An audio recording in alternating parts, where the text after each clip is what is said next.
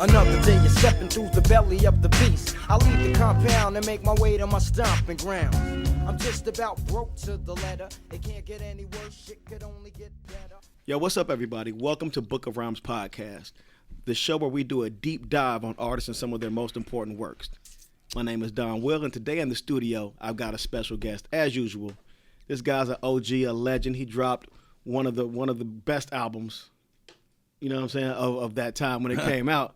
And I don't want to take the wind from his sails and introduce him, so I'll let him introduce himself. Ladies and gentlemen. What's up? Mike Geronimo. How y'all feel? Cue the applause. We'll put the applause in the post. I hope that was spectacular and star-studded enough. I don't know, whatever. Yeah, it was. How you? Yeah. What's up, y'all? Yo, it's a pleasure to have you, man. Likewise, bro. Yeah, we've been chopping it up a little bit before with the cameras off and the mics off, but now that the mics are on and it's showtime, let's get into it, man. Shoot. So, what was it like growing up in Queens? What part of Queens are you from? I'm originally from Flushing. Okay. So I was born in Flushing, Booth Memorial. They don't call it that anymore. They call it like Presbyterian or some shit like that. Word. But yeah, I was born in Flushing, and I also have family in East Elmhurst, and I also have family in Southside, Jamaica. So everybody would always be confused as to where my origins were. Yeah. But I'm a Flushing native. Okay, word. And purposes, yeah. Did you move around a bit, or you just that was? Kinda a little bit, cause my birth mom had passed when I was 10 years old.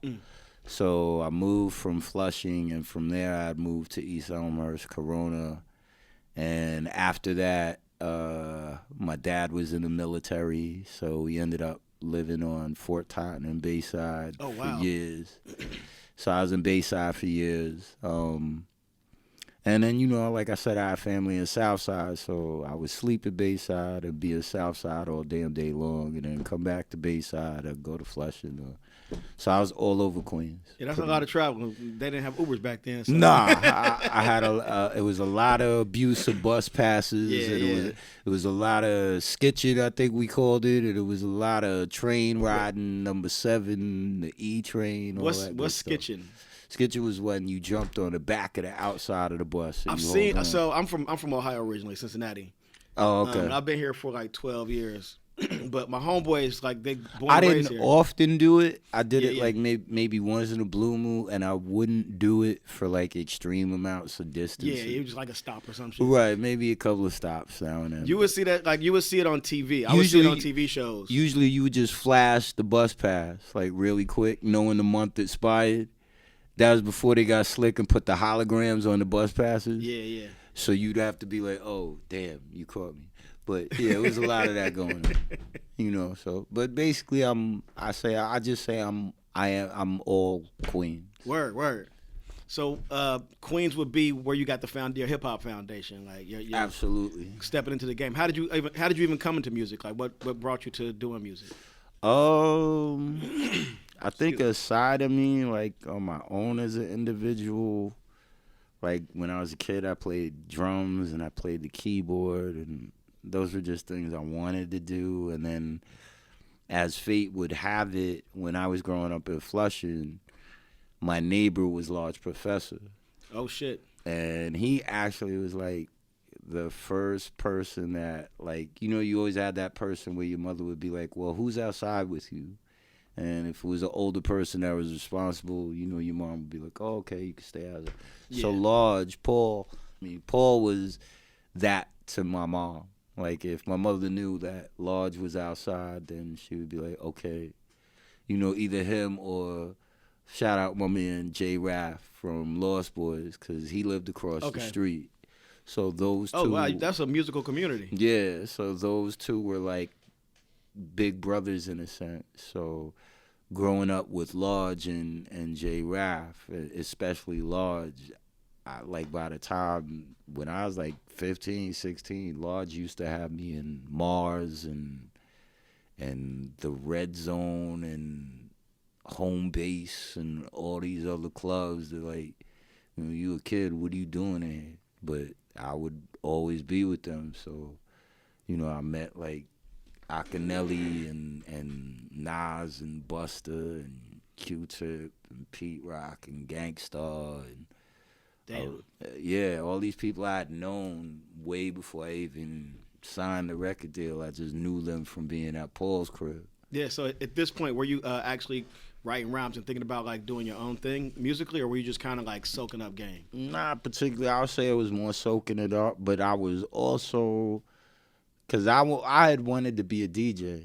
Oh, word. Really, really bad. Yeah, so real quick, what was it? What was the allure of being a DJ versus being a rapper or being a producer? You know, what I'm saying? What was it? I was fascinated by like people like Rock Raider, and I was fascinated. They used to have a contest called the DMC. Yeah, I don't know about- There was a kid named Superman that would like cut records really fast, and there was this other kid named Qbert from California. Cuba's nasty. Right, and there was like Clark Kent, and there were all these people that, you know, at that time I like the X-Men, the Execution, I like idolized them, and I would just watch VHS tapes of them backspinning records, and in Southside of Jamaica there was a DJ every other inch that you could walk. So for me, that just was my first thing that I gravitated towards. So my parents had got my brother and me, they got us 2 amps and 2 EQs and 2 mixers and 4 gem sound speakers and 4 turntables. But the tables they got us were belt drives. And they didn't know that you can't backspin on a belt drive. So we had to, do what we had to do. And, we came home with Technique 1200. Word. I fucked up my dad's belt drive. Oh, that took the DJ urge out of me. Nah, because to try and do what you would do on Techniques on a belt drive, you couldn't. Yeah. You know what I mean? So that was what I first got into. And but when you would go to Large Crib, everybody would always spit. Like Large would throw a beat on, or he'll fuck with the MPC and just be tapping shit, and you'll hear some crazy play, and everyone would spit. And in the beginning, I was just like making people laugh. Like at first I would say something, but not really trying to rhyme, but it would just so happen that it did. Right. And then the more I started doing it, and I started to emulate what I saw them doing, then, I started being like, oh, okay. And then I think it was my little brother, actually. My brother was like, why don't you try and write something? And I just started trying to write little things here and there, and it just started happening. And then once somebody was telling me, why don't you try to freestyle, which I had never tried, and I just started doing. It just started growing from there. Yeah, it started coming naturally. Yeah. Like to tie it all in, you know what I'm saying? I guess to coin a phrase, yeah, or an album, yeah. Yeah, so in terms of like even just your name, like I'm assuming the master I see is Supreme 5. Mm-hmm. Yeah. What's the Geronimo part? I mean, this is probably stuff you covered, but I'm just for the listeners, for myself. Even with the master I see, that didn't really come into play until down the road. It was all like the whole Mike Geronimo thing was a play. The Geronimo came because in Bayside I would get in trouble in the dean's office a lot. Okay. And I had a friend named Hanif, and whenever they would come in the lunchroom and be like, Mr. McDermott, Mrs. Pleener wants to speak to you, or Mr. Such and Such was, he would just be like, uh-oh, Geronimo, and everybody would laugh. And my name was Mike, so I just said Mike and then the Geronimo after, and then I was like, well, no, what if I change M-I-K-E to M-I-C? And then I wrote a rhyme called Microphone Geronimo, rather. It's terrible. It was baby steps, though. Right, it was baby steps. But it was Irv who, when he heard the name, he was like, yo, what you, I was like, Mike Geronimo. He's like, Mike Geronimo, don't change that. Like, yeah, stay with that. And I was like, all right, cool. And that was it. So again, the running theme is it came naturally. The name came naturally. The talents and abilities are natural. You know what I'm saying? I think for the most part with me, it's very weird because, like I tell people all the time, I wasn't, like, you may have artists where you ask them and you're like, well, when did you know you wanted to be an artist? And you have people who, since they were kids have been wanting to. I, never wanted to be an artist. Right. I just did what I did, and people dug it. And I wasn't thinking it was going to take me anywhere, per se. Yeah, you were doing something that it elicited a response. It got a response from people. Right. And it wasn't me chasing after anything. It just happened kind of in its own way. Right. And I was just like, okay, I'll go with it. Cool. and go with the current. You don't fight the current. Right, you know I what I'm didn't fight saying? the current. I just went with it, and when I was able to find a way for me to have fun with it, I guess you could say.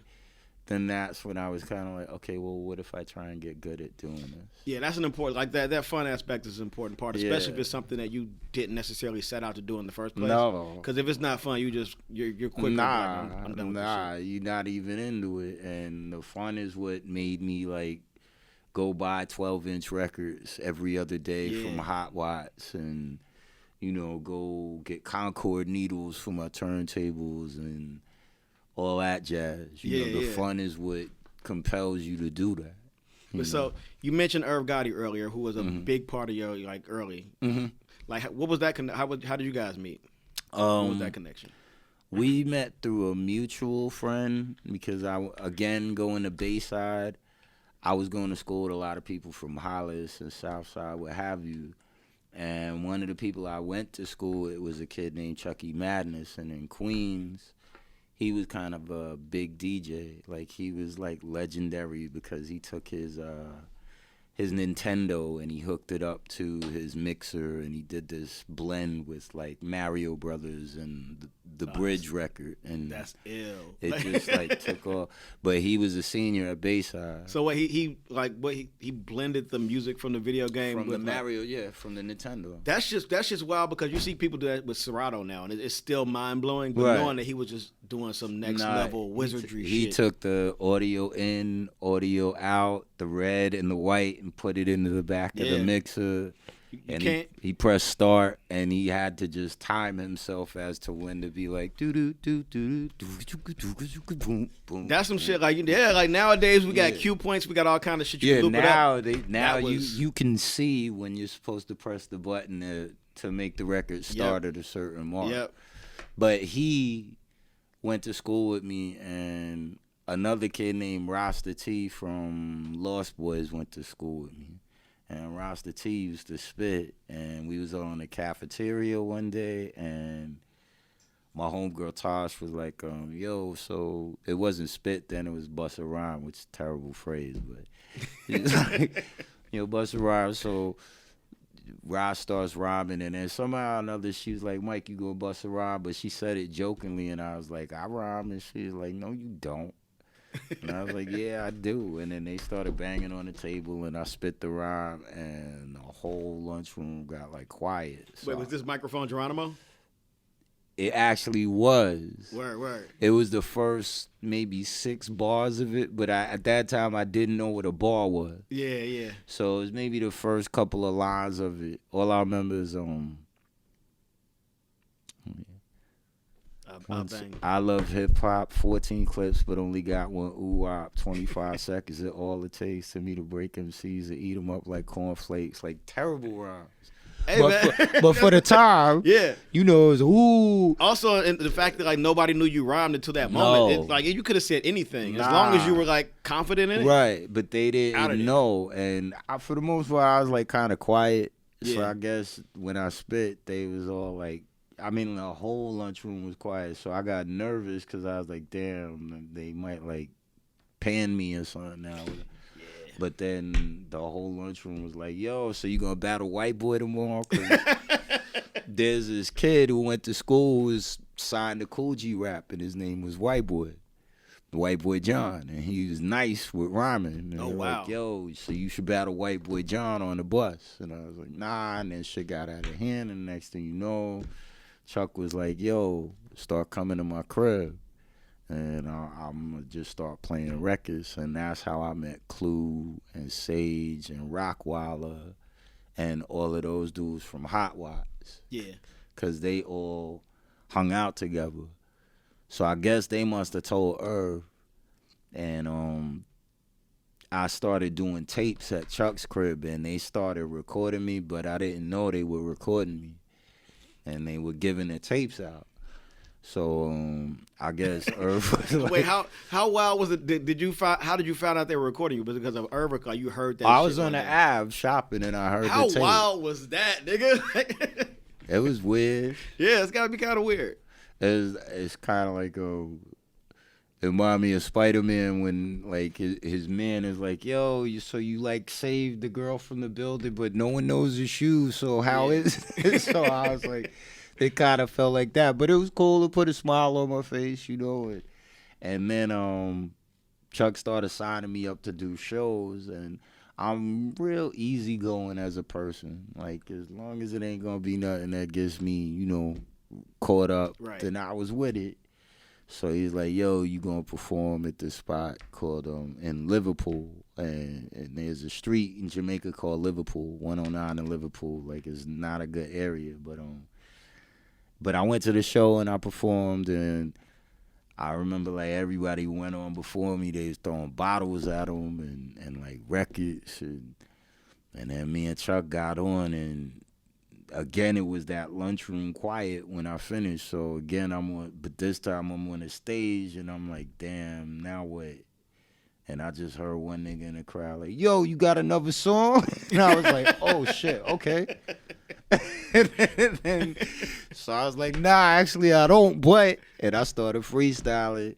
And when I finished, Irv was right there, and I was torn down. I was lit. I had like weed, and at that time it was like St. Ives, and fruit punch. Like you mix the fruit punch with the St. That was Ives. before they brought out the flavor. Right. Yeah. And there was something else we used to drink that was like forbidden. Wait, it was the fuck was it? Cisco. I remember Cisco. God damn, I remember Cisco. Cisco. I could not remember the name of that shit. I was gonna say MD 2020, but there was that too. Yeah. But I don't think I think that night it was Cisco, Incredible Hulk, and St. Ives. okay. So I was you lit. You were tore down for real off all so that. when Irv got to me, I'm like in, belligerent drunk mode already. Like, I don't give a fuck. So he's like, yo, he's in my ear talking, and I'm like, yeah, but I don't really want to hear this shit. And then he's telling me about a studio, and I was like, yeah, whatever. So I didn't really remember, and then to top it all off, they ended up shooting the spot up. So we didn't get a chance to really talk. Past what he said, all I could remember was him being like, yo, I like you, why don't you let me come to the studio? And I vaguely remembered. And then like the next day he called my crib, and he was relentless, and he was just like, yo, I'm telling you. And I was like, cool. And from there it was on. He was like, yo, just come to the studio with me, just try it. If you don't like it, you don't gotta ever do it again. So from there, it was pretty much go mode. You and him working on. Were you first working on the album or working on trying to get? Did he have his own situation with TVT, or like how was that? We had nothing. Okay. We didn't have. So y'all built it all from we scratch. We didn't have a pot to piss in or a window to throw it out. Wow. And so he just had an idea, and what I didn't know was, he was already doing stuff with like Rough Riders and Rockefeller, because he knew Hov, and he knew D&Y from Rough Riders and X, and I didn't know them yet, so I didn't know what his grand plan was. All I knew is he was like, yo, I'm telling you, just try this. And the very first time we went, the very first song we did was Just Real. Okay, all right. And it wasn't even a complete record. Like, I had did the first verse, and then I started freestyling, and I was like, shit's real now, you know, the deal, it gets realer. I said something else, and he stopped it, and he was like, say what you just said. And I was like, what I just say? Because I didn't know what I had said.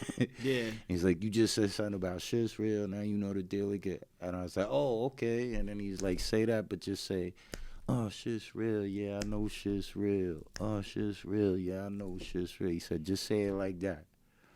And I did it, and then he was like, yo, you never recorded before, Mike? Never? And I was like, nope, never. And he just laughed, and he was like, yo, keep going, nigga. Yo, that's so wild that was like your first time recording. That was my very first time. That's crazy. But I mean, like, it came out classic. You know what I'm saying? It came out timeless. Yeah, it was cool. Yeah. It was cool to look back now and to see, like I said, it's so weird how none of it was thought of.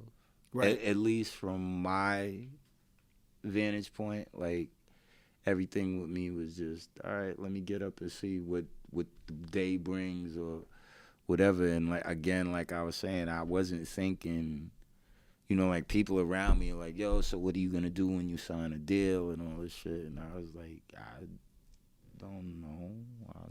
I don't even know that I'm looking at a deal. like, I don't know. So, like, you know, and oh, my bad. It just all happened. But so, like, after Shit's Real, at that point you guys were like, okay, we're working on an album, or like, what was the next? No, we did Shit's Real, and Irv was like, then he started telling me labels wanted to meet us. Okay. And all of this is brand new to me. Like, I had known what I knew from Large, but I never asked Large about the industry. Like, yeah. I never, because again, it wasn't anything that I was chasing after. So I wasn't cognizant to ask, well, what do you do when you have a record out? Right. And I wasn't asking any of those things. I was just like, okay, we did a record, and then the next thing I know, Irv was like, yo, we gonna do a video. He's like, yo, my man Hype is gonna shoot the video for us. And I was like, okay. And he's like, yo, I want you to meet Hype. And I was like, okay. So we went to Jersey, and that was my first time meeting Hype Williams. And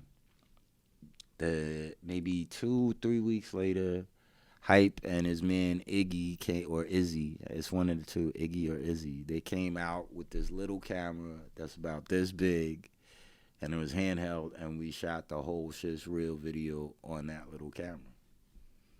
Damn. And then we did the video, and at that time there was this shit called, there were two outlets for New York City rap. There was Video Music Box, but that came on Thursdays and Fridays. And then there was a station called The Box. And The Box you could call, and you would have a 3-digit code, and you could type in the code for the video, and then it would. I remember The Box. Right, so after we did Shit's Real, nigga, we had a mod squad of people on their mom's phones at home, like, yo, dial 673. So that was the number for Shit Is Real, 673. Mm-hmm. Okay, word. So did that number follow you around at all in life? No, I'm joking. I don't. You know what? It's funny. I've never like paid attention to if it has, but I just remember that it's either 678 or 670. I'm pretty certain it's 673. But we were dialing that like madmen, and what Irv would do is he would go to meetings at, like, let's say he went to Def Jam for a meeting or whatever. He would go in the conference rooms, and he would know the labels would have like 12 phones, and they're paying the bills. So he would just pick each phone up and dial 673 on each of the phones at the label. That's crazy. And everywhere we went, we was dialing that, and then he got it down to a science where he would be like, all right, yo, Mary J. Blige just went off. That means you got to come on right after her. Right, because you know right, what people are tuned in for. Certain videos would come on a frequent basis. So Irv had it to a science where he's like, okay, when that Mary video goes off, you going to come on right there. Or when that Onyx video goes off, you going to come on right after that. Irv was the first algorithm. He was, absolutely. That nigga was an algorithm, yo. Absolutely, like, all of it. Like I liken him to he's like Stormin' Norman, like the general. Yeah.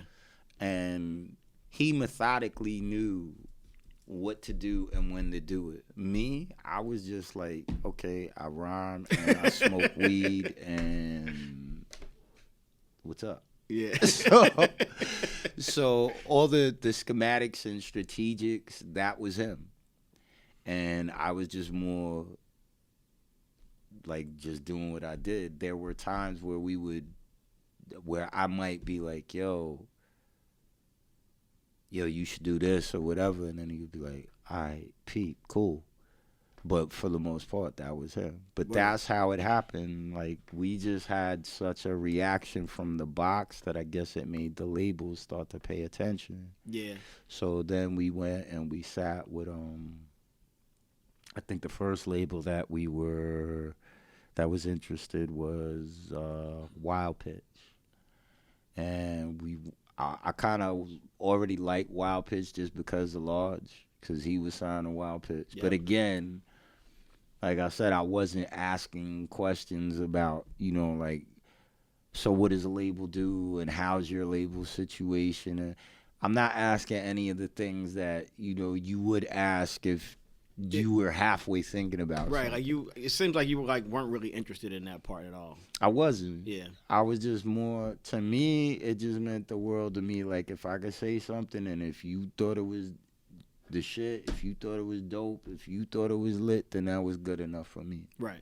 And I was like, cool. But we went to Wild Pitch, and the day we went to Wild Pitch, the other two members of Main Source were at Wild Pitch with their management, and they were having like a literal fist fight with people at the label. And like knives came out and cops came up, and I'm looking at Irv, and I was like, I don't think I want to sign with Wild Pitch. Wild Pitch a little too wild. It's a little too wild of a picture here, so only just quietly exit. So, they called us back the next day. I think this guy named MC Search was the A&R. And Search called me the next day, and he was very apologetic. And that's actually where I met Milky, was at Wild Pitch, because Milky was the secretary at the receptionist at Wild Pitch. So Search must have seen me eyeballing her. So he's like, yeah, why don't you come back up for another minute? Yo, you know that Milky works here, right? So I was like, oh, okay. So, enters the whole sign your life, your name on the line shit. Like, that's my first introduction to that in the industry. Like, but again, like I'm saying, my naivete was at an all-time high, because I'm not asking any of the things you should ask, if you're getting ready to go down this tunnel. So we went to Wild Pitch. That went crazy. Serge called me. He was very apologetic. And then Irv called me, and Irv was like, yo, don't go anywhere anyone tells you without me. Right. And I was like, oh, wait, you went up there alone? No. Okay. Because he was just like, yo, how did he get your phone number? All right, it was just caution. Right, and I was like, I don't know. I thought you gave them my phone number. And then all sorts of people started calling my house. Like, I remember I was taking a bath, and my mom was like, Fat Joe is on the phone for you. Who's Fat Joe, Michael? And I was like, huh? And I was like, and I didn't even know why he was calling. Yeah. But he apparently, I think, was calling on behalf of Relativity. Probably. That makes sense. So then my phone started ringing, and I just didn't know what to do, and I got startled really fast. And I actually started getting scared, because I was kind of like, I don't know how anyone's getting my phone number and why they're all calling me. And Irv came over, and he was like, look, just calm down. It's going to be cool. You on your way. We going to be cool, but we not going to wait, Mike. We going to put the record out on our own. And I was like, we are? And he was like, yeah, we are. And I was like, okay, I guess we are. So we pressed up. He he pressed up maybe, I think it was initially 700 copies of Shit's Real, and they were black and silver. And we gave them out. And so we went to nightclubs, we went to radio stations, we went to wherever you was supposed to be if you was a DJ. And him mostly, like, he slept outside of Hot 97, literally. Like, he slept in the MPV and would wait for Funkmaster Flex to walk up. And he might have gave him the record Monday, but he'll be there again Tuesday morning and give it to him again. So make sure he got it. Right. So he's in everybody's face.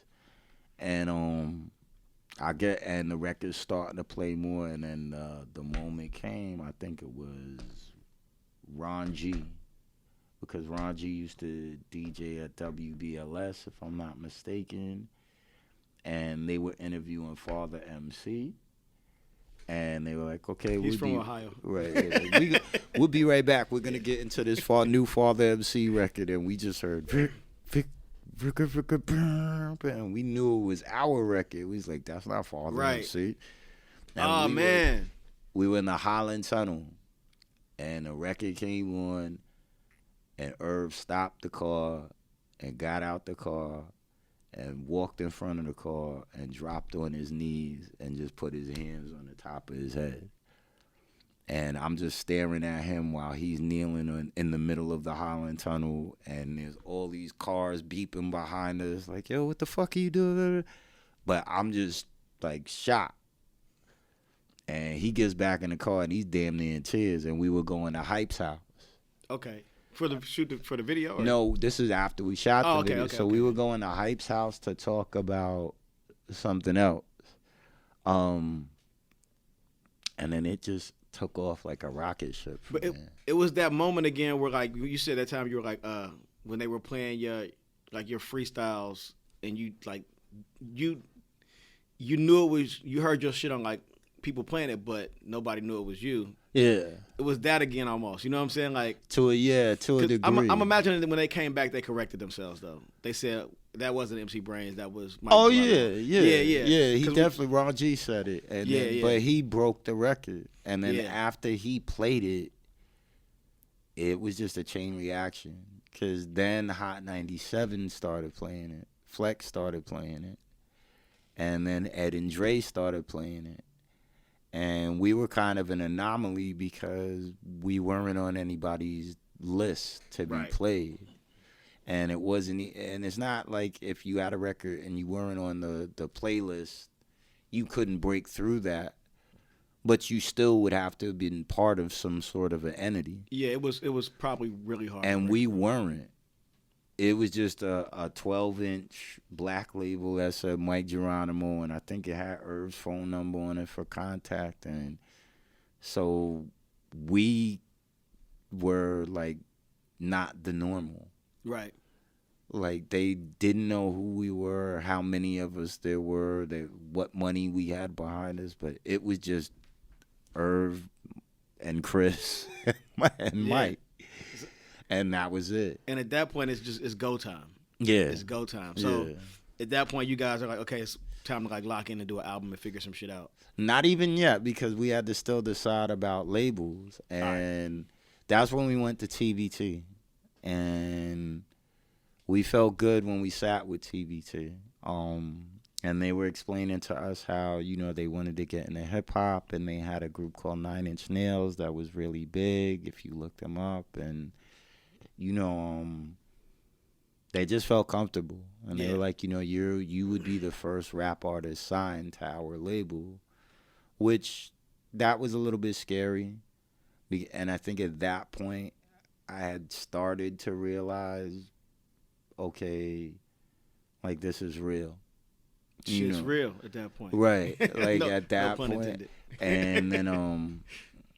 and then we signed the contracts with TBT, and then it was go time to do the album.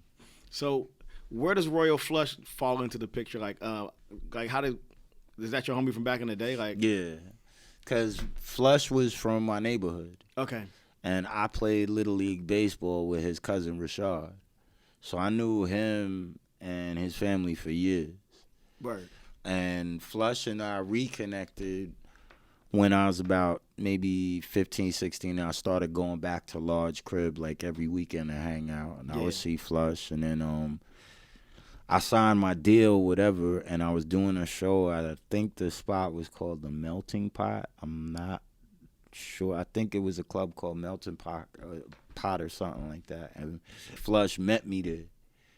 And I was going to perform, and he's like, yo, who's going to go on stage with you? And I was like, I don't really got nobody for that. He's like, what's up? I was like, yo, so what's up?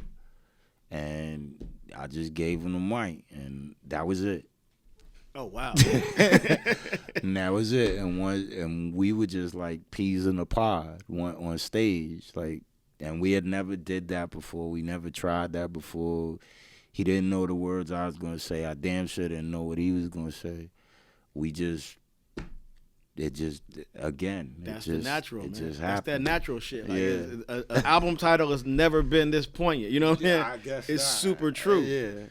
And it's funny because I never looked at it that way. Yeah. But I guess in us sitting here talking and you pointing it out, it is kind of weird how everything unfolded naturally on its own. Like, look, and those are some of the best stories, like that organic shit and the shit that, like, it just feels like a good fit. You know what I'm saying? When you don't force something is when it feels good. Yeah, that's magic. Yeah. That, like, the true magic in music, in any hit song or any artist that does remarkable shit is not anything that you could plan. And it's not anything that, like, I've heard people say, you know, well, I know how to make a hit record. You know, like, I've heard it, like, and granted, you can be a producer and you can make good music. That's a different thing altogether. Like, if you're a phenomenal producer, that's different. But no one can rightfully say the way you make a hit record is this, and this, and this. Yeah. Yep. A true hit, a mega bona fide monster hit record is that music and that artist and that quantum time all being in synchronicity for a couple of minutes in a studio. Yeah. And it doesn't always happen. You know, but when it does happen, it's fascinating. Right. It's so fascinating. Speaking of in the studio, like in those moments, what were the studio sessions like? Would you say were they magical? Like, where was it recorded, and like what was the vibe? Some of them definitely were. Like when we did Men vs. Many with OC. Right, that's one of my favorite joints. Like that, I say was magical. Yeah, that shit. It feels like you still can feel that magic because we didn't. It's funny. I thought about it this morning, and I haven't listened to that album in a long time. Yeah. So just because I was coming up here, I was like, you know what? Let me listen. Reminisce a little bit. Right. I'm weird. I like don't listen to my stuff. Trust, I'm the exact same way. And I feel weird when I hear my stuff. Same way. You know, but so I listened and I was like Organic came to mind. Yeah. And Men vs. Many came on, and I was like, it's weird because we didn't hear that beat and then say, okay, Mike's going to say this, but then Flush is going to cut him off and say this, and then O is going to finish his sentence, and it's going to sound like he's saying his line, and it's a whole sentence. And all of that just was spontaneity. Yeah, that it sounds magical, man. Or when we did Master IC, it may have taken... Like, it took a good 8 sessions to finish that record. Oh, shit, really? Yeah, because I would bring the Get Along Gang with me to the studio. Quick question. On Men vs. Many, who's the guy that comes in real quick? I think it's Los or Low. Oh, my man, CeeLo. Okay. Yeah, and that's my man I grew up with. Yeah. And he was just there. Yeah, because so did he rap a lot, or was that what you got like? He always rhymes. Because like the energy on his like piece, it sounds like he just shocked the room real quick. He did. Yeah. And y'all were like, oh shit. He's off mic like, yeah. Nah, like me, Flush, CeeLo, my man Uni, my man Ty, sometimes Nas, every now and again. But we would usually be the people that were at Large Crib rhyming. Yeah. And we would usually be the people where, like, that was just second nature to us because we would just be fucking around in his crib all day long, just spitting one after the other. Right. So for us, it was just, that's what we did. So Low, that energy you hear from him, that's the energy that was going on, you know, while we were recording the Natural. Right. Like, that's what the Natural came from, that energy. You know, and that was that same energy. That's us going to Willie Burgers at 4 a.m. Yeah. That's us going to home base and, like, eating a hamburger on the dance floor at, like, 2:45 in the morning. Or, you know, whatever the club was. But all of that energy. And we would go everywhere in the city. And it wasn't like, you know, you get on and then things change and you like, all right, I can't go here because I got to have this. And, you know, now you driving, so you like, okay, you know, you got your little ground rules, no more than 2 people in my whip, blah, blah, blah, whatever. Right. But back then, we would just, yo, let's get on the train and go everywhere, anywhere. Let's go to a club, let's take a system cab, let's, you know, get pissy drunk, smoke weed. We get home at 6 a.m. It didn't matter.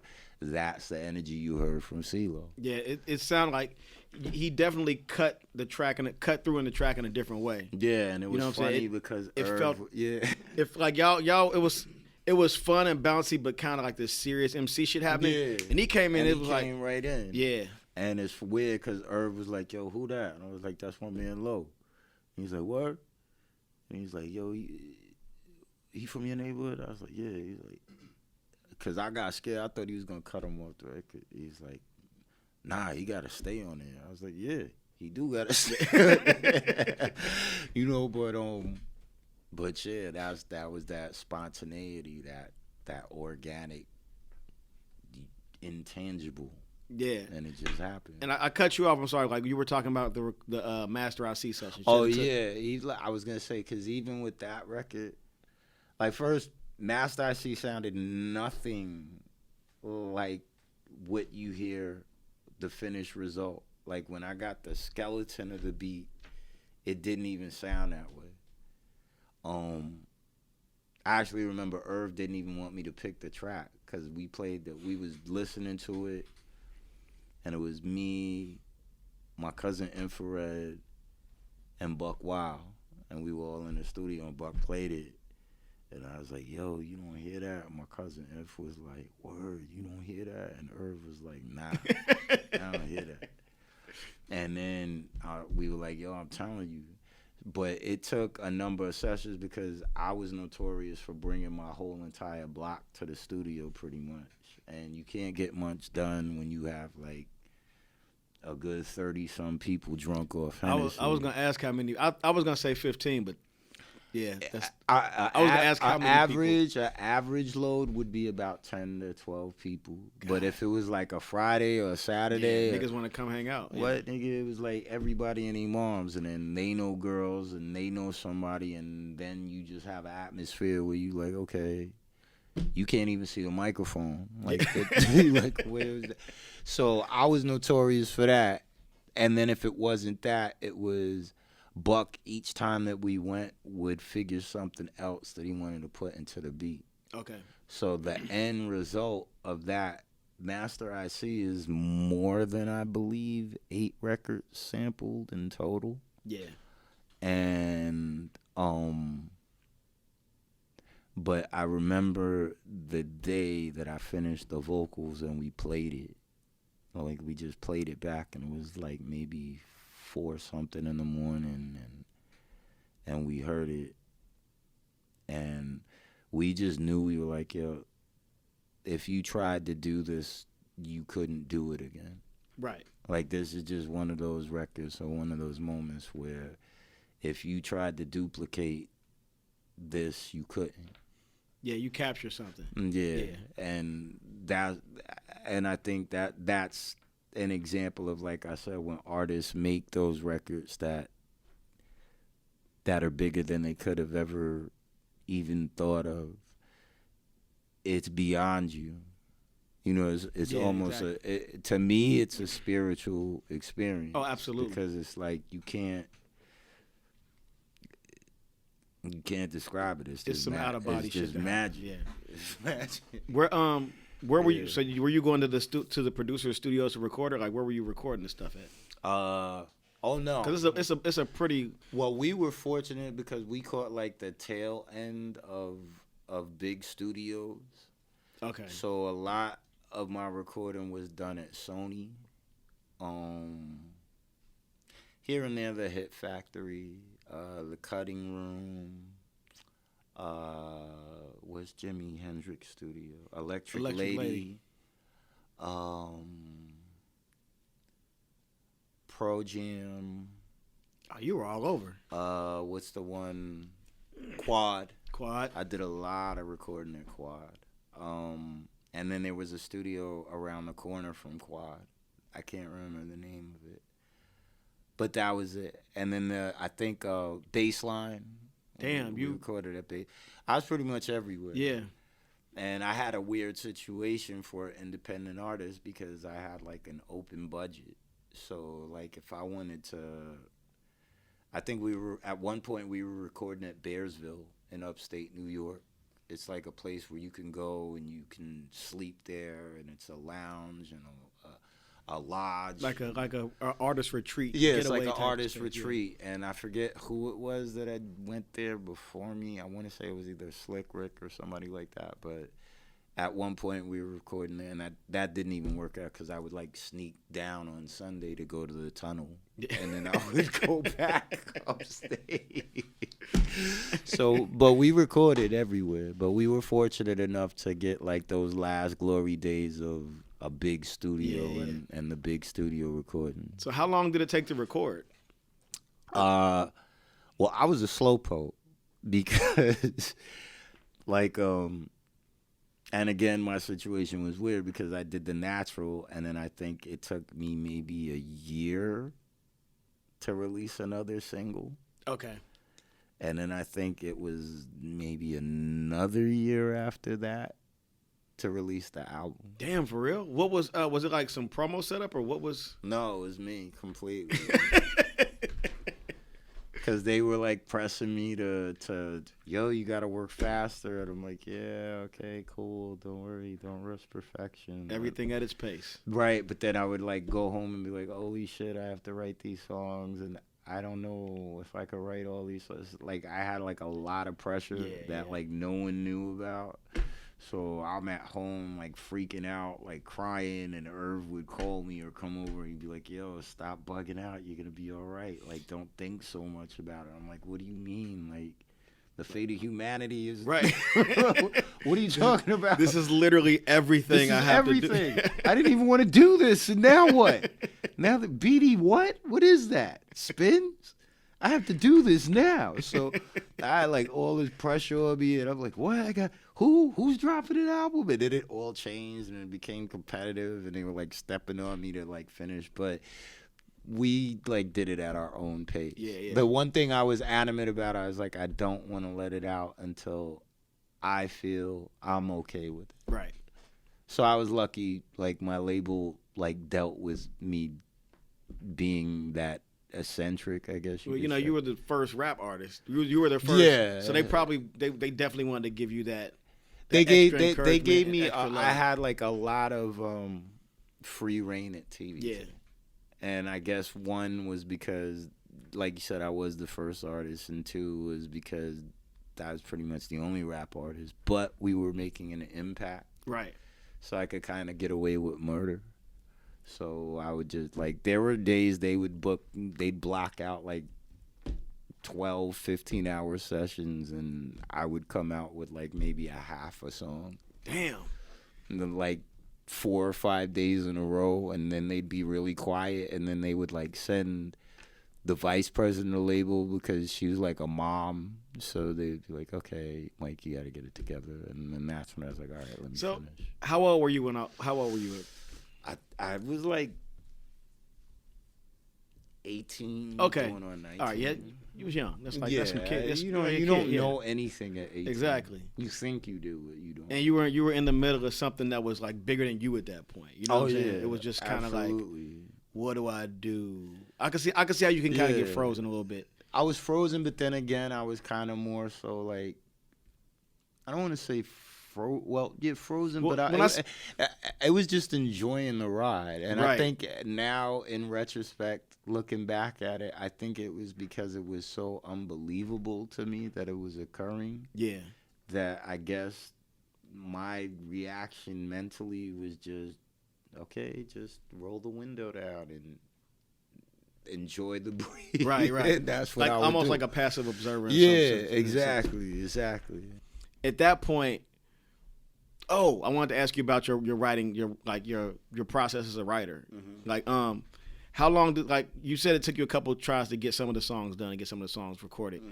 Like, in terms of like writing, did you go through spells where you just kind of like have writer's block, or did you like I guess I'm just trying to figure out what went into making the songs. Like, it was weird with me, bro, because like I would go to sleep and then I would pop up at like 4 a.m. and I would just start writing like a madman. Yeah. And when I would wake up, it's kind of like, it's almost like I saw the words while I was sleeping. Yeah. And then I would just jot them down on paper. And this was all before, okay, rappers don't need paper anymore. Right. So it was before all of that. So I would just pop up in the middle of the night and jot an idea down. Or if I'm on the train, I might just take a scrap of paper and just write a couple of lines, enough to remember the overall premise. Yeah. And sometimes with me, there would be moments where you could play the beat and I could hear it and I could write 15 verses to it right there. Other times you would play the beat, I would hear it, and I'd be like, nope, it's going to take me a couple of days. So it all depended on where it fell. But I think a point came with me where I started to realize that it was real. So I kind of started telling myself, I was like, all right, you can't take a million years to do a record now.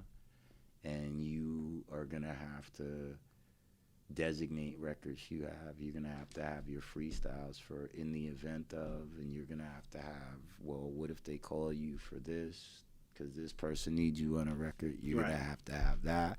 And so my whole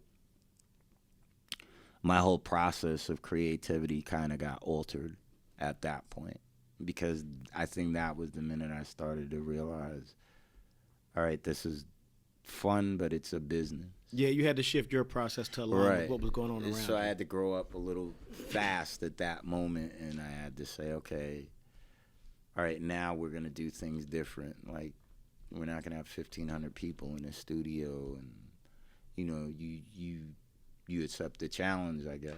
And so I started to work a little different from that point forward. Word. So, and then how did you know the album was done? Like, what was the finish line for it? It's weird because the title song, The Natural, was one of the last songs that got done. Huh, really? Yeah, we recorded it in North Carolina with Mark Spark. Yeah, y'all went everywhere. Yeah. And it was also the inception of the idea of Flush doing his own album, because we did a song called Things Change. And then he had a beat that Buck Wild had gave to him that he brought with him to North Carolina, and that record ended up being Making Moves. And but the whole experience working in North Carolina was dope because we weren't distracted by like the peanut gallery or, you know, this is boring, so let's just leave and go to a club. Yeah. Or you know, like, we weren't distracted by that. We were just in a studio setting, like enjoying making the music, and it was just all coming. Like, yeah. So we just knocked those records out, and then when we listened to Things Change, I remember me and Flush listening with my manager at the time, and we all kind of did like a, like after we heard it. And then we were like, yeah, I think that's it. Like, I don't think there's anything else you could have did. Like, it's going to be this or it's not going to be this. Word. Yeah. So at that point, and then Irv had to, of course, okay. Yeah, you had to get a final approval from Irv. Right. He had to be, Mike, nah, you good. All right. Thanks. So does the cover art tell any of the story? Like, what's the cover art? To me, I guess it does, because if I look at the cover now, I could be like, yeah, that was us. Like, that doesn't not look like us. That's not an embellishment of who we were or who we are or, you know, who we're going to be. Like, that was us at that point in time. You know? And honestly, I think everything with that project kind of inadvertently, even if it kind of all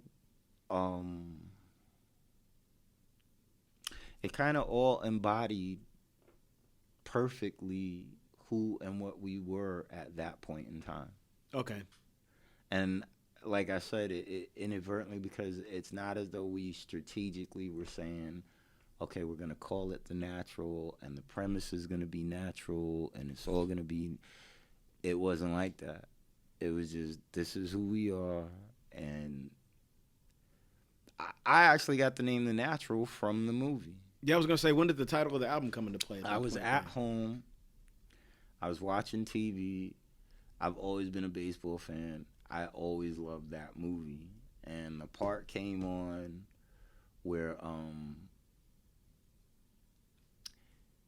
I think a kid tells Robert Redford that he was too old to be able to hit the home run again for the last time. And he was like, no. And he belted it. And in that moment, I was like, for any time that anybody ever said you wouldn't do this or you couldn't do that or you couldn't be this or you couldn't be that, I was like, yo, call this shit The Natural, bro. I didn't say bro at the time. Yeah. I was just like, that's what it should be. It should be The Natural. And I was like, just go with that, because that's you. Yeah, it's such a fitting title. Like, even like the title track itself, it sets up the premise or the concept of the album. You know what I'm saying? Like, lovely. It explains all. And it's weird because, like I said, it would be different if we had sat down and said, okay, this skit is gonna lead to this song, which is gonna lead to this, and the overall feeling you're gonna get is it's all gonna encompass what The Natural should be symbolic of. It wasn't.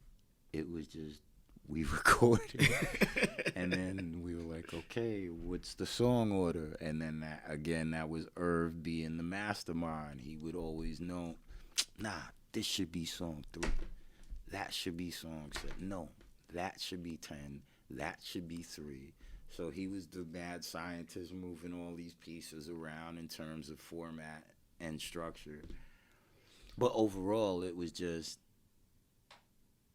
meant, and it just happened. Yeah, I was gonna say, because you have like the 2 posse cuts on the album, the Men vs. Many and Time to Build. Like, you have 2 crazy ass posse cuts on there. Yeah.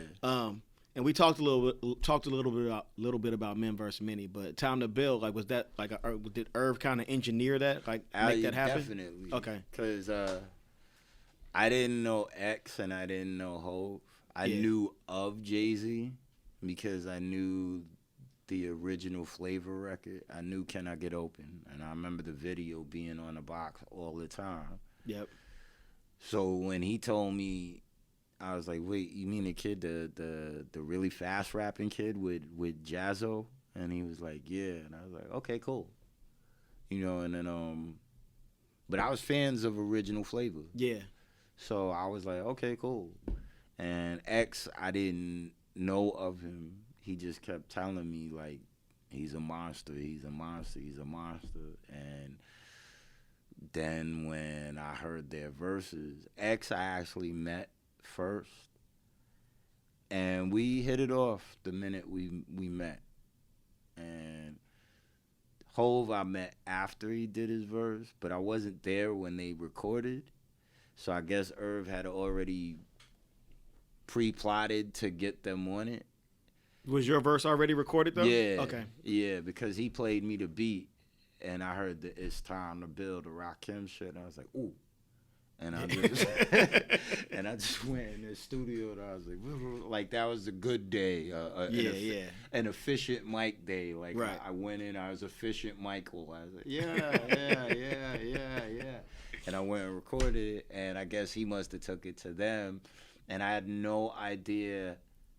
First, I didn't know that X and J were going to be on the record, but then even more so, I had no idea that they didn't particularly care for each other. Oh, yeah, true. So I didn't even know that they had I forgot about that. Yeah, I didn't know that they had problems with each other. Yo, that's crazy. And they were on the record at that time together. If you listen to the record, both their verses are going at each other. I got to go listen to this shit again. Yeah, because and then Irv came back with both their verses, and he's like, yo, listen to X shit on J. And then I hear X verse, and he's like, I'm peeling niggas' caps like oranges, hitting them in the head with 2x4s and shit. I'm a grimy nigga, so I like my bitches cruddy. Whatever. I did too much dirt to turn back now. I'm the reason my little sister smoking crack now. And I'm like, yo, this nigga is Section 8. I'm just like, yo, he's bugged the fuck out. And I ain't got much left to lose, nigga, so don't snooze, nigga. He's talking to Jay. And then Jay's rebuttal in the record is he's like, he says, son, stop talking your chicken like you don't know what an ass whipping feels like. I'm giving, I can't remember his verse, but he says, son, it says the J to the A, but smoother than jazz tracks, yeah. And then he says some shit like Guan. Like beat it, chump. Yeah. And Irv's breaking down, and he's like, he's talking to X, and X is talking to him. And the beautiful part is they're doing this on your record, right? This was probably after like that battle thing. Yeah. Oh man, it was. But I didn't know about the battle. Yeah, I didn't know none of that shit. Look, I was just a bubble-headed weed smoking nigga from Flushing with bars. With bars, right? And if you was cool with me, I was cool with you. So I didn't know about nobody's drama. I didn't give a fuck about none of that. I was just like, yo, if you cool and you smoke weed, we all right. Yeah. So I'm like, great. I got two new friends. One's from Brooklyn, one's from Yonkers. So I didn't know all of this other shit afoot. That adds intrigue on the track. And espionage to what's going on. I'm like, all right, what the fuck? Great. They both know how to rhyme. And then, so Irv breaks it down. And I'm like, okay. And then I remember I wanted Flush on the record. But it was too late because Rule had did his verse right behind me. Right. And then after X did his verse, Irv was like, nah, that's going to be overkill. It's going to be too many people. But I was anything I did, Flush would do. That's just how we were. Yo, did y'all ever consider doing like a group project or an album together? Yeah. Like to this day, he'll bother me. Y'all have crazy chemistry. You know what I'm saying? Like, and listening to the album, like he's on a majority of the joints, and like even if he's not on the like verse, you can hear him in the background doing the hook. So it's just like Absolutely. It seems like it would have lent itself to just kind of being like, let's just do it. I think it's half the work as a writer. I'm not gonna say no. I what I will say is this: if it's something that's meant to happen, it will. Yeah. Because there's totally no problem with me and Flush getting together and creating, and he's one of the biggest supporters and motivators to me, in a sense of like he'll hear shit I do now and he'll be like, see, I knew you could rhyme like that. I was waiting for you to rhyme like that. I told you could rhyme like that. Can you please just put your cape on and go back outside and slap everybody around? And can you please just now come back and just do? And I'll be like, no, I just wanted you to hear because I wanted to record. And yeah. So he's my biggest he's one of the biggest forces in my life with, you're fucking good at what you do. Yeah, y'all So- need like a buddy film or some shit. It sounds like I have a great relationship. You We know what I'm do. saying? like it sounds like I have fun and shit. Yeah, like him and my son have some sort of weirdo relationship. And my 7-year-old will be like, Dad, so Uncle Flush, why were you thinking about Uncle Flush right now? Nobody even mentioned Uncle Flush.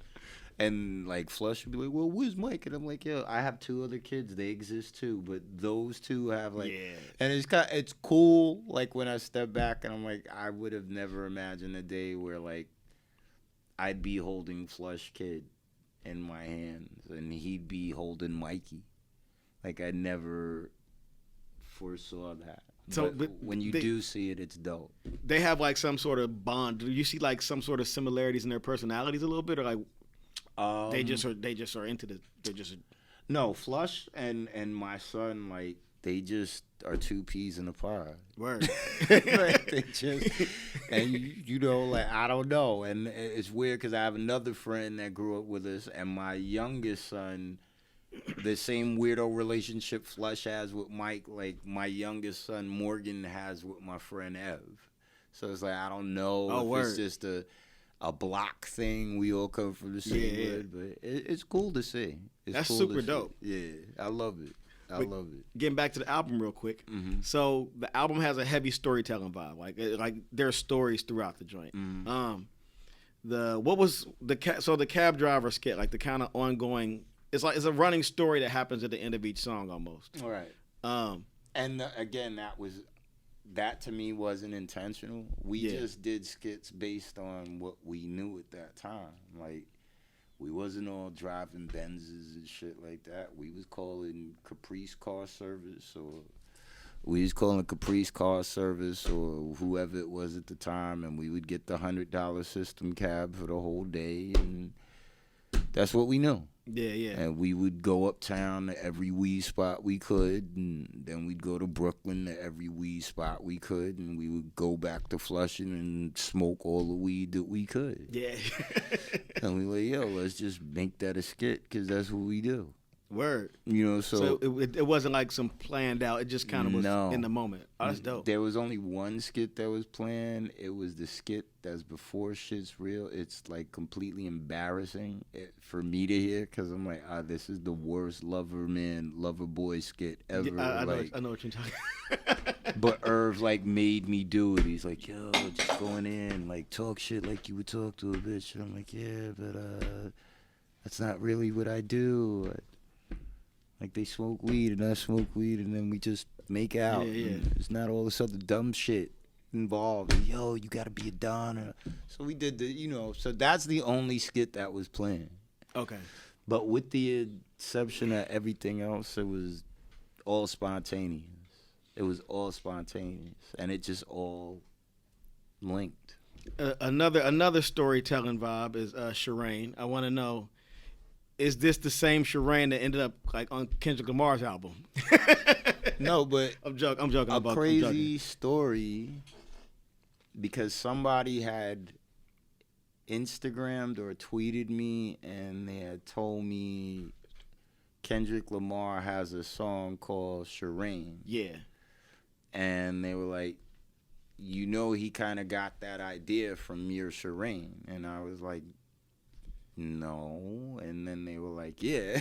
And they were like, I'm telling you because I know for a fact he did. I wouldn't be shocked. But it kind of blew me away. Yeah. But then I heard his version, and I was like, oh yeah, they're kind of the same premise. Yep. Except for his is more. I think his is a little more detailed. Yeah, and it takes course over the entire course of the album. It's not like one song. One song, but all in all, in terms of it. And then when I did hear it, I was kind of like that made me feel good. Because I'm like a huge Kendrick Lamar fan. And when the person told me, they're like, yeah, that's where he got it from.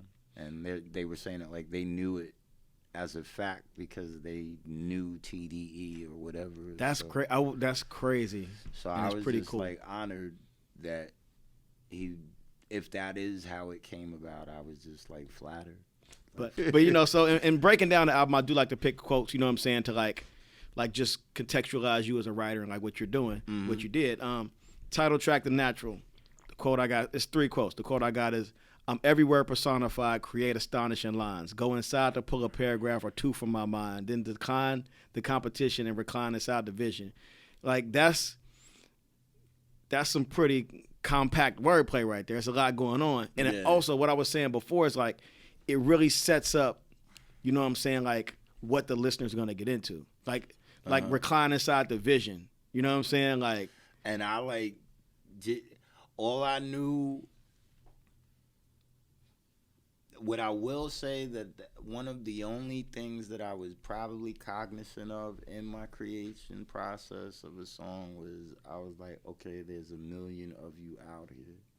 So what are you going to say that's going to distinguish you from the other 999,000? Yeah. And I would always say that to myself. So the only thing that I did bear in mind was I was like, you have to say something that no one said in a way that no one said it. Now you definitely flipped those bars and killed that shit. I remember Irv getting on me a lot in terms of he would always tell me like I had to dumb it down, and that would always become a point of contention with us because he would always say to me like, you know, you can't use these big words and you can't, you know, like you gotta say shit simpler and you gotta just say this and it was hard for me, and I would always try to get him to understand. I was like, you can't ask me to think in a different way than I think. Right. When it comes to this, because I don't know how to do that. And if I did, I'd be compromising what I intended to say. Yeah, and like knowing that The Natural was one of like the last songs you wrote, like it sounds like those bars sound like it's coming from a person who's more comfortable in what they're doing, who like really knows. Yeah, at that point I was comfortable. Yeah. At that point I was comfortable. Next song, Man on My Own. This is, you're inside the vision now. You know what I'm saying? So the bars go, now as days go by, I rise to give another try. Never stop to wonder why my happiness fluctuate. At a rate niggas couldn't comprehend or relate. One story in a billion. Like, it sounds like at that point in the album, and at that point in your career or writing, wherever you were, like you were really like not necessarily questioning but establishing yourself, like establishing who you were as an artist and what, like kind of making a statement about who Mike Geronimo was and what Mike Geronimo is here to do. Yeah. I think I was, and it's funny because I attribute that more so to just youth. Right. And youth is dope because you don't have experience. Everyone thinks they have a red cape like Superman, and no one thinks they could be hurt. Yep. Everyone thinks think you got all the answers and they shit. have all the answers, and so I attribute that to just youthful ambition and the exuberance of having youthful ambition. Yeah, and there's this sort of like introspection and hopefulness too. Like, you know what I'm saying? Yeah. Like the ambition, it sounds like a person that, you know what I'm saying, like. And not only ambition may be not the right word, because ambition kind of leaves it where it's like, okay, I have an intent and a purpose over, and it wasn't that, but I just think it was more like, yo, I know how to fly this plane. Yeah. And no one's going to be able to fly this plane the way I fly this plane. And I just like flying this plane, but I want you to know no one's going to fly this plane like I fly this plane. Yeah. And that's all it was. And I think that analogy sums it all up. Word. Like I just wanted to be a good fighter pilot, figuratively speaking. Yeah, because like even I didn't want to be a king. I didn't want to be king of New York. I didn't want to be king of Queens. I didn't want to be rap god. I just wanted people to know I'm a hell of a dog fighter. That much I know. I don't know how good I stand on the scale of everyone else out here, but I'll give all of them a run for their fucking money. That's what's up. And I just felt that way. And the last one on Men vs. Many, you said, It's all about living, expanding, getting your plan to surface off of just a gram until you cover this land. I want it all. Picture it. The possibilities is infinite. Chilling splendid while I'm making money off a tenement. Like it's, you could, from the natural to man on my own to like men versus many. I know I know you didn't like sequence them to like tell this story, but just like those 3 tracks and those 3 pull quotes in order kind of tells the story of like a guy who has a vision, is very conscious of like not compromising himself, and then it's further establishing like, no, this is what I'm doing. This is what I want to do. You know what I'm saying? Yeah, and how, it's weird because how do I say it? Like my whole life, I was always told like you're different, like you're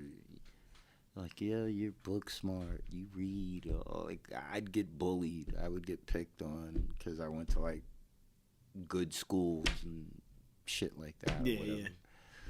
And I'm just saying that as to say, you can't help but be what you are. And I think that once I realized the magnitude of what we had gotten into, a point came where I was kind of like saying like, yo, it's kind of like me telling Flush like, yo, we have an opportunity where like we could be chilling in a couple of years if we do this right, and it can take us anywhere we want to go.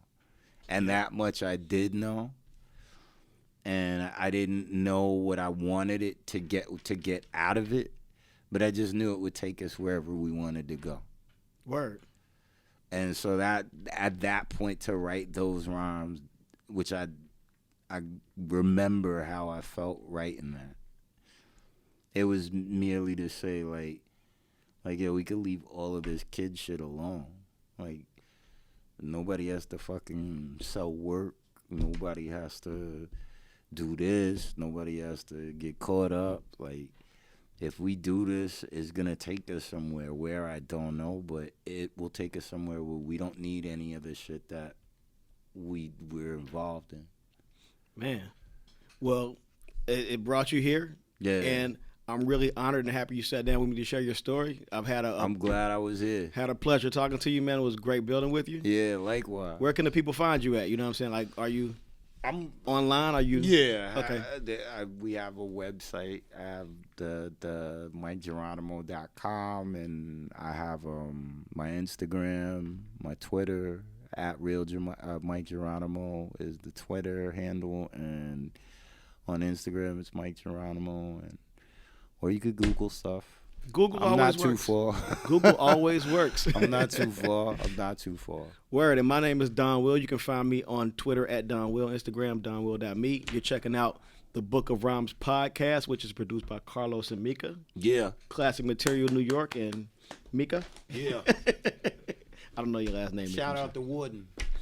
But word, thank you guys for checking us out. Yeah. See you next time. My burner lamp and by my waistline, Geronimo will be fine when niggas come up back and undivine. So now I unwind and keep a focus on my schedule. It's critical for me to run a scan on my plant. I keep stepping and on the DL, I be well, and that's the gospel. Chicks to get a call when it's possible. I make a red bone, a dead bone after my bed bone. I leave an ass on from my tone. Then I bounce and check my family, jump in the ride and see what's going down on the other side of town. It's all about lounging and keeping shit together. No matter the weather, you find me out doing whatever. And when the sun forwards, I'm over on the move. So nobody could bust up the motherfucking groove. It's still enough to get your fingertip feel. Check a rhyme paragraph because my shit is real.